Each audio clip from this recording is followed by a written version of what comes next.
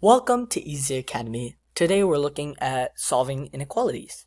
Okay, so one thing to remember is that when we multiply or divide by a negative, the inequality sign flips. So here we have negative 3 is less than 5. So if we multiply both sides by 2, so if we do negative 2 times negative 3 is less than negative 2 times 5, we get negative 2 times negative 3, which is 6, and then negative 2 times 5, which is negative 10. And we'll have to flip the sign because logically 6 is greater than negative 10. You can't say that 6 is less than negative 10. So just keep that in mind, that when you're multiplying or dividing by negative, only when you're multiplying or dividing by negative numbers, that's when you flip the inequality sign. Example 1, solve for x. Okay, so let me write this out. 2x minus 5 is greater than 3. So we can solve this like a normal equation where we add and basically isolate the variable on one side. So here we're isolating 2x first. So we'll have 2x is greater than 8. Then we divide by 2 and we're left with x is greater than 4. Here, this 2 and this 2 cancel out, and 8 divided by 2 is 4. How can we graph this? So let's take a look at that. We know that x is greater than 4. If you look at the greater than sign, I think the easiest strategy is to think of it as an arrow, and the arrow is pointing this way for greater than, and for less than, it points this way. So here we have a greater than sign, so we're going in this direction. And since it's not greater than or equal to, it's going to be an open circle. So let's 0, 1, 2, 3, 4. Okay, and then we can graph this. We're starting from 4, an open circle, and then we go this way. Like this. And basically the arrow represents that we're going from 4 all the way to infinity, to positive infinity. Let's move on to the next one. Example 2, solve for x. So let me rewrite this out. 1/4 x plus 2 is less than 5. So again, we can isolate the variable by subtracting 2. This cancels out, and we're left with 1/4 x is less than 3. Now, we can multiply by 4 on both sides.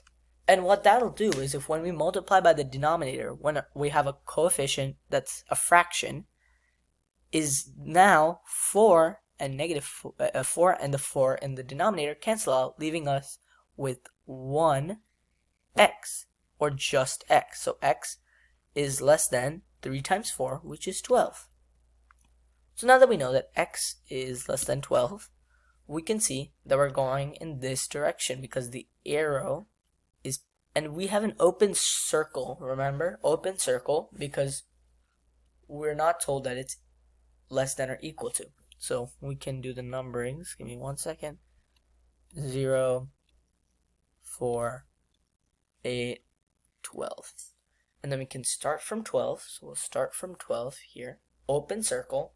And we're going in this direction. So we're going in this direction.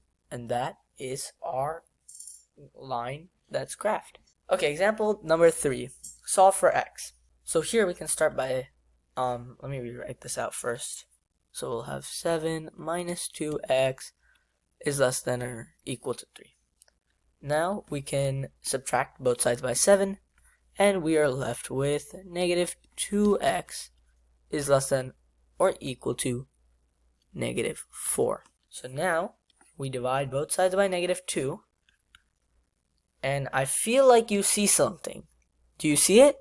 We're dividing by a negative, so we have to flip the sign, and negative 4 divided by negative 2 is 2. So we know that x is greater than or equal to 2 now. Okay, and then our sign is like this. So we're going in this direction, and we're told that it's greater than or equal to, which means we have a closed circle. Like that. So now, let me do this, 0. Okay, we can just put the 2 there. 0, 1, 2, 3.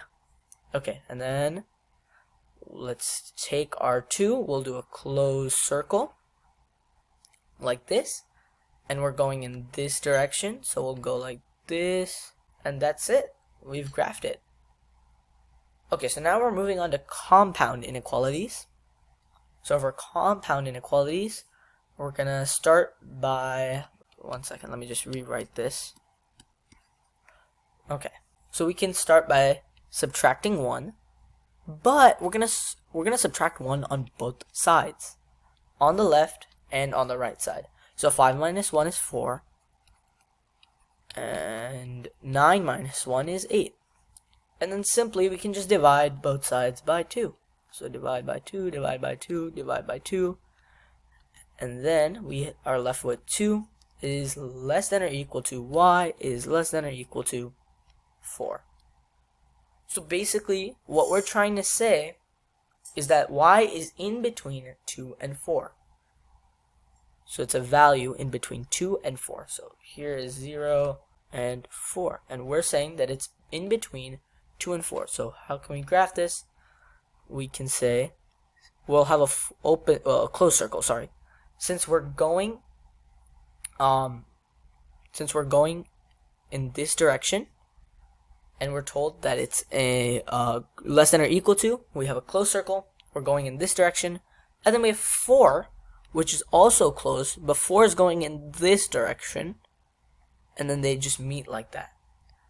And to make it a little bit easier, y is greater than or equal to 2, and y is less than or equal to 4 are the two statements that we can get from this compound and inequality.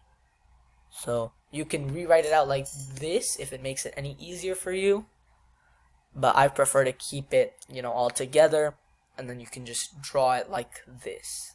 So we're told to solve for y, and we're given 4x minus 3 is greater than 5, or negative 2x plus 4 is greater than or equal to 6. So here we have two separate inequalities, and it's separated by or, which means either one of them can be taken. So we'll solve both of them. On the left side we can add 3, and we're left with 4x is greater than 8.